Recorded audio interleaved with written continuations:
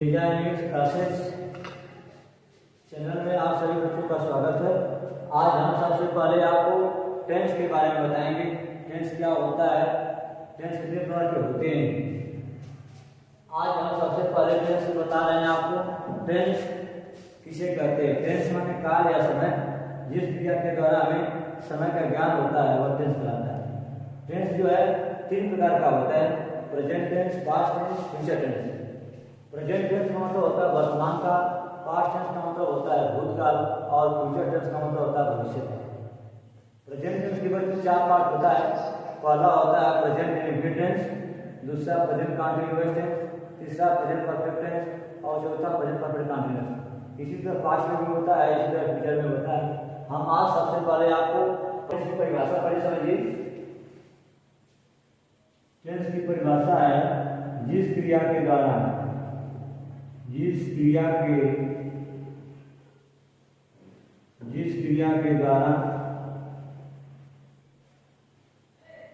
हमें समय का ज्ञान होता है, जिस क्रिया के द्वारा हमें समय का ज्ञान होता है उसे टेंस कहते हैं। उसे टेंस कहते हैं या काल कहते हैं या समय कहते हैं, उसे टेंस कहते हैं।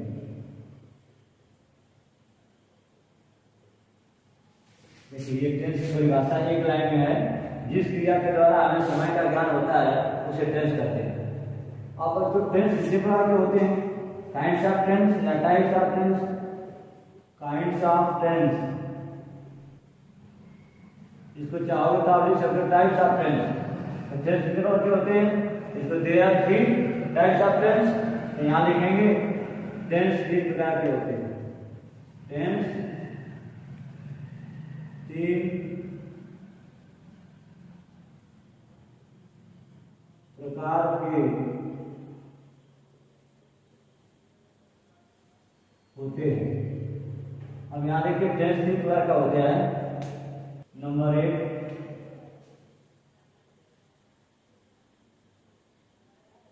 प्रेजेंट टेंस, इसी को कहते हैं हम हिंदी में वर्तमान काल। नंबर दो बच्चों पास्ट टेंस, इसको कहते हैं हिंदी में भूतकाल। तीसरा होता है फ्यूचर टेंस, FUTURE, इसको कहते हैं भविष्य काल।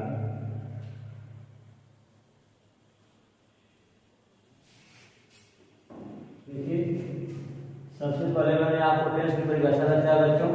जिस क्रिया के द्वारा हमें समय का ज्ञान होता है उसे टेंस कहते हैं। आप देखिए हेडिंग डाले हैं काइंड्स ऑफ टेंस या टाइप्स ऑफ टेंस। टेंस तीन प्रकार के होते हैं, यहाँ से पढ़ सकते हैं there are three types of tense. इसलिए टेंस तीन प्रकार के होते हैं। नंबर एक होता है प्रेजेंट टेंस, नंबर दो होता है पास्ट टेंस, नंबर तीन होता है फ्यूचर टेंस। प्रेजेंट टेंस को बच्चों हिंदी में कहते हैं वर्तमान का, पास्ट टेंस को कहते हैं भूतकाल और फ्यूचर टेंस को कहते हैं भविष्य। अब हम एक एक करके टेंस की परिभाषा, प्रेजेंट टेंस की परिभाषा, पास्ट टेंस की परिभाषा, फ्यूचर टेंस की परिभाषा करेंगे। आपको बताएंगे और किसे कहते हैं ये बताएंगे। देखिए सबसे पहले हम आपको प्रेजेंट टेंस की परिभाषा लिखाने जा रहे हैं। प्रेजेंट टेंस समझिए, प्रेजेंट टेंस क्या होता है।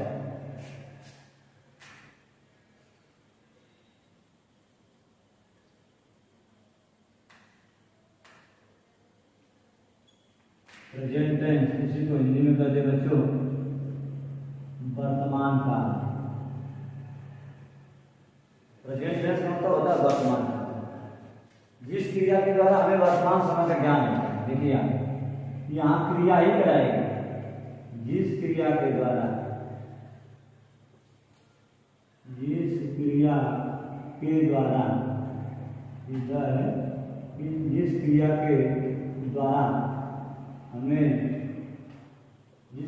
हमें वर्तमान समय का ज्ञान होता है।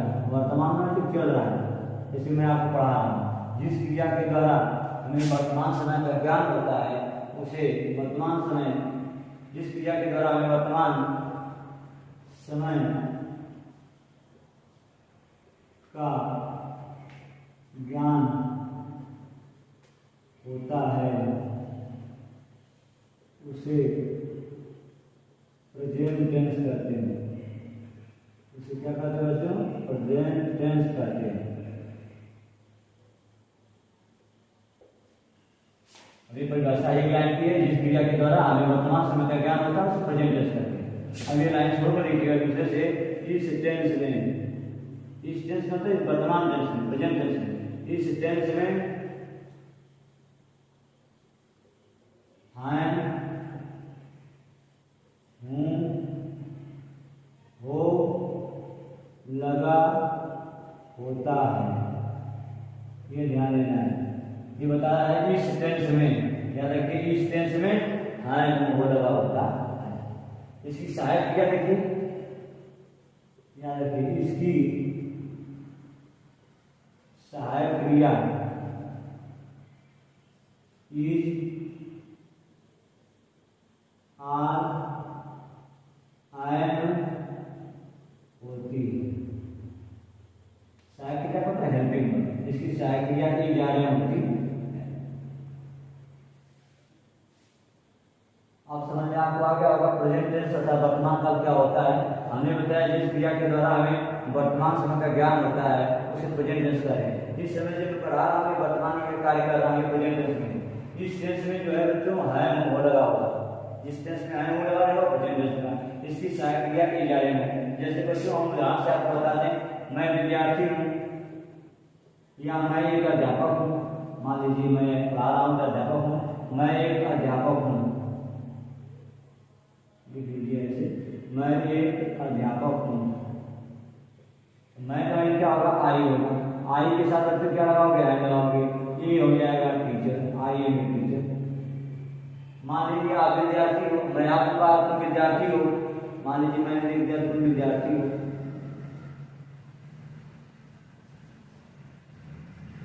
तुम विद्यार्थी हो तो तुम क्या होगी बच्चों? यू होगी।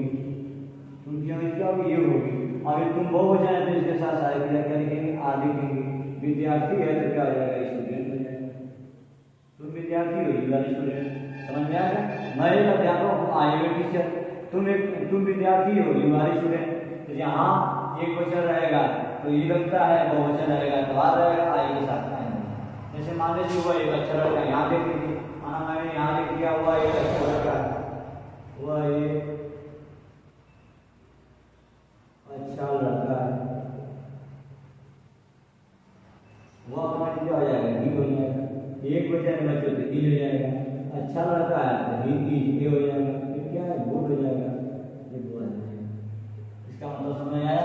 इसकी सहायक क्रिया की इजारे में बताई गई है तो ई जो है एक के साथ लगेगी, सिंगल शब्द के साथ लगेगी, और जो आर है वो प्लूरल शब्द के साथ लगेगी, जो एम है वो हमेशा आई के साथ लगेगी। इसलिए आपको अब विश्वास है बच्चों की आप प्रेजेंट टेंस के बारे में समझ आ रही है। आगे प्रेजेंट टेंस क्या होता है एक बार पूरा समझ जाइए। जिस क्रिया के द्वारा हमें वर्तमान समय का ज्ञान होता है उसे प्रेजेंट टेंस कहते हैं। इस टेंस में हमें हो लगा होता है, इसकी सहायक क्रिया ई जाने में होती है। मैंने बताया ई जाने का प्रयोग कब होगा? जब कर्ता एक वचन रहेगा। आपको बता दिया गया कर्ता क्या है? वचन है, ही है, सी है, इट है, कोई एक वचन का नाम है बच्चों, तो आप क्या होगा? कर्ता है उसके साथ क्या लगाओगे? आप ई लगाओगे। जब कर्ता वो वचन रहेगा, जैसे तुम विद्यार्थी हो, जब वचन करता रहेगा, जैसे तुम दिया वो वचन करता है तो ला लगा दी, और आई के साथ हमेशा आई लगाते हैं। इसी के आधार पर आप प्रेजेंट टेंस के अनुवाद जो है छोटे छोटे अनुवाद या बड़े बड़े अनुवाद प्रेजेंट टेंस में रहेगा तो पढ़ा सकते हैं। प्रेजेंट टेंस में जानिए किसमें है मेन पहचान इसकी है। अब तो आगे हम पास्ट टेंस के बारे में बताएंगे। पास्ट टेंस क्या होता है, पास्ट टेंस कैसे समझेंगे?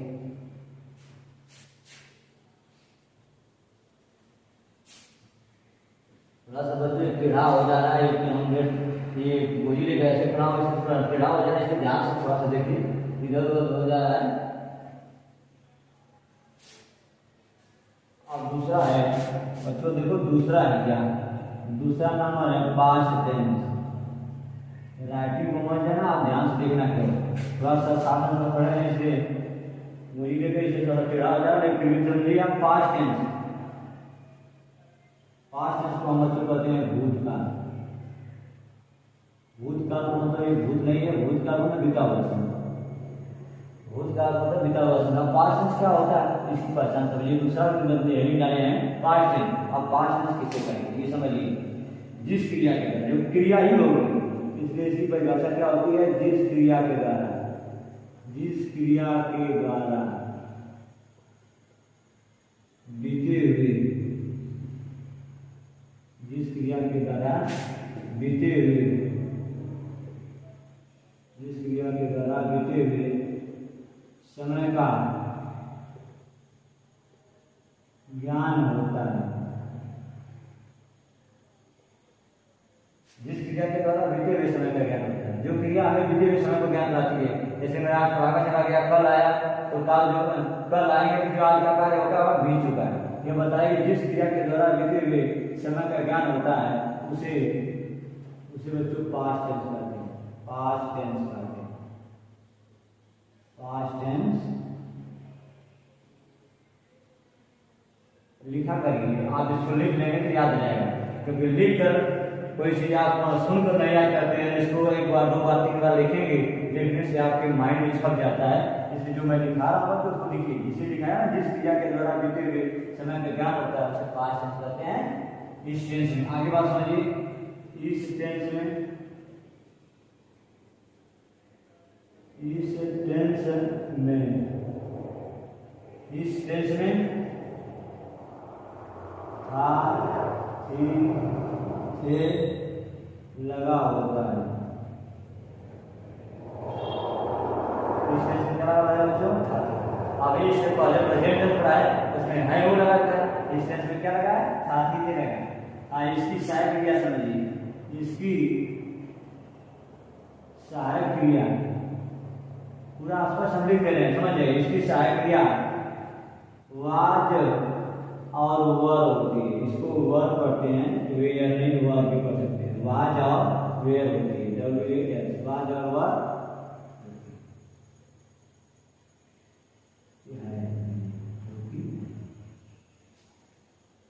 अब तो परिभाषा आपको समझ में आएगी होगी क्या हम बता रहे हैं। जब मतलब जिस क्रिया के द्वारा बीते हुए समय का ज्ञान होता है उसे पास्ट टेंस कहते हैं। इस टेंस में था से लगा होता है, इसकी सहायक क्रिया बनी होती है। आप देखिए एक वाज है और वर का प्रयोग। देखिए जो वाज है वह सिंगल नंबर सभी के साथ प्रयोग हुआ, अर्थात जो वाज का प्रयोग हुआ वह आई, ही, सी, इट तथा, थोड़ा सा समझने के लिए हम बता दे रहे हैं। आई, ही, सी, इट तथा एक वचन नाउन के साथ, नाउन के साथ क्या लिखते हैं, वाज लिखते हैं।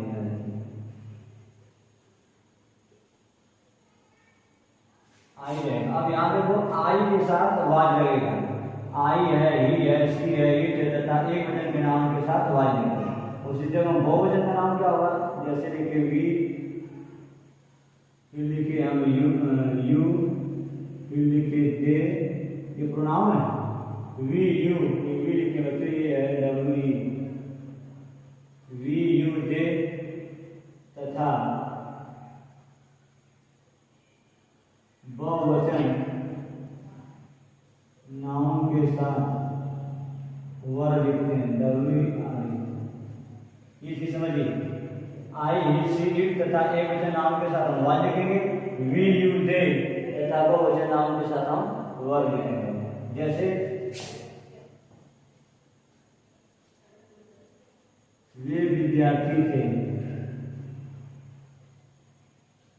जैसे मैंने एक शब्द लिखा, वे एक सेंटेंस लिखा, वे विद्यार्थी थे। अब देखिए वे, यहाँ देखिए वे लिखा गया, वे विद्यार्थी थे। और वे कभी क्या लिखेंगे, दे लिखेंगे। अब ये दे क्या बहुवचन करता है तो इसके साथ लिखेंगे वर, दे वर स्टूडेंट। वे विद्यार्थी थे, तो विद्यार्थी बहुत थे, स्टूडेंट हो जाएगा, दे वर स्टूडेंट। वे विद्यार्थी थे, यहाँ क्या बहुत से विद्यार्थी यहाँ के स्टूडेंट हो गया, जे के साथ वर लगा दिया, दे वर स्टूडेंट।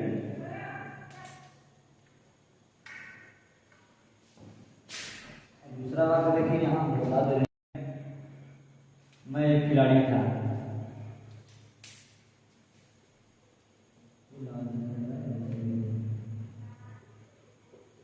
मैं एक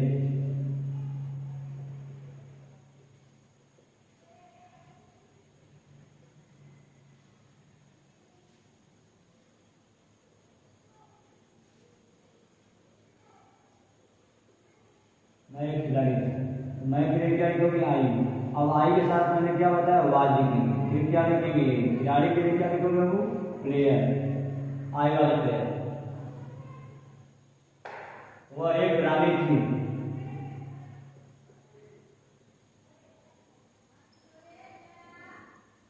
वह एक रानी थी, वहाँ एक स्त्री है, इसे क्या लिखा जाएगा सी लिखा गया। एक वचन है क्या लिखा जाएगा वाज, फिर क्या लिखा जाएगा ये रानी का क्या होता है Q, Q U double E N, Q U double E N, Q माने रानी होता है, इससे हो जाएगा सी वाज। इसी तरह आप एक वचन को करता रहेगा तो वाज आएगा, दो वचन को करता रहेगा वे आएगा। इस तरह से आप अपने से प्रैक्टिस करिएगा, ध्यान रखिएगा, आपसे पूछिएगा। अब अगला हम तीसरा बताने जा रहे हैं फ्यूचर टेंस। फ्यूचर को समझ जाइए आप, तीसरा पॉइंट है फ्यूचर टेंस। आज टेंस तीसरा है, तो इसको कहेंगे रियल में फ्यूचर टेंस। फ्यूचर टेंस इसको हिंदी में कहते हैं। हिंदी जानना बहुत जरूरी है, अंग्रेजी जानने के साथ साथ आप हिंदी जरूर जानिए। क्यों? अंग्रेजी मेरी आवश्यकता है, लेकिन हिंदी मेरी मातृभाषा है, इसलिए बच्चों हिंदी जानना जरूरी है। इंग्लिश के साथ हिंदी जरूर जानना है, इसलिए हम लिखे हैं फ्यूचर टेंस। टेंस लिखे हैं, थोड़ा सा ऐसा होगा देख लीजिए, ये टेंस है, ये इसको कहते हैं भविष्य का। ये देखिए मैंने बताया ना, इसको कहते हैं भविष्य का। कभी कभी बच्चों से इंग्लिश बोल दिया जाता है, हिंदी पूछा जाता है, नहीं बताते, इसलिए आप याद रखिए हिंदी इंग्लिश के साथ इंग्लिश का हिंदी जरूर जानने का प्रयास करें। ये फ्यूचर टेंस को कहते हैं भविष्य का। इसको क्या कहते हैं, हिंदी की परिभाषा क्या होगा? इसकी परिभाषा होता है एक लाइन में बच्चों, जब क्रिया के द्वारा या जिस क्रिया के द्वारा लिखेंगे, यहाँ लिखिए जिस क्रिया के द्वारा भविष्य में, जिस क्रिया के द्वारा भविष्य में होने वाले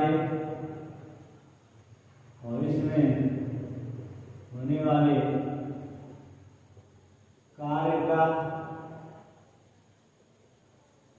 ज्ञान होता है, जिस क्रिया के द्वारा भविष्य में होने वाले कार्य का ज्ञान होता है उसे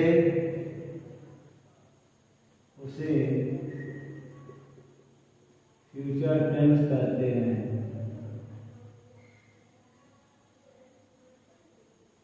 देखिए जिस क्रिया के द्वारा भविष्य में होने वाले, जैसे मैं आज पढ़ा रहा हूँ, कल पढ़ाऊंगा आपको, कल मान लीजिए जो पढ़ाऊंगा तो क्या है भविष्य में होगा, इसलिए होगा जिस क्रिया के द्वारा भविष्य में होने वाले कार्य का ज्ञान होता है उसे क्या कहते हैं फ्यूचर टेंस। इस टेंस में गा भी होता है, ये याद रखिए पहचान की।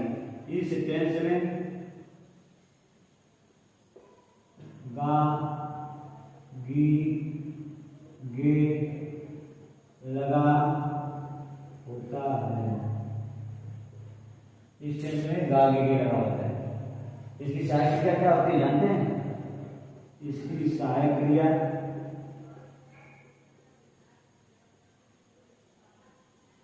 विल, WILL विल, इसकी सहायक क्रिया विल और शायद होती है।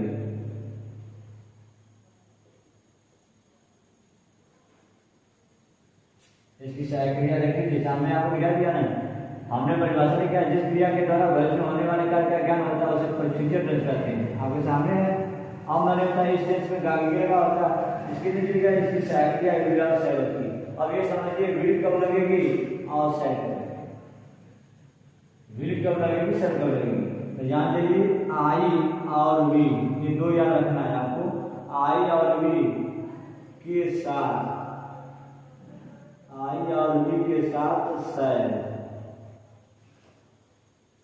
आई और वी के साथ शायद तथा शेष के साथ, मतलब शेष कर्ता के साथ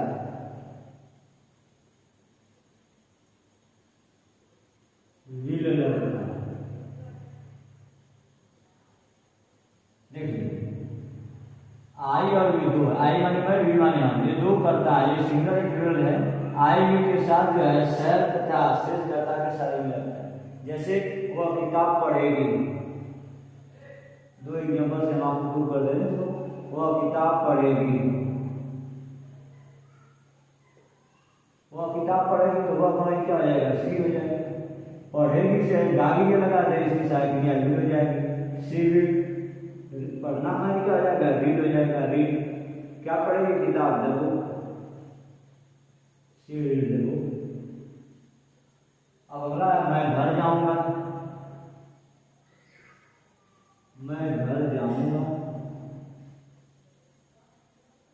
मैं घर जाऊंगा। ऐसे मैं घर जाऊंगा तो मैं के लिए तो आ जाते आई। अब आई और मी के साथ मैंने बताया सर लगेगा, तो आप लिखेंगे आई सर गो टू हाउस।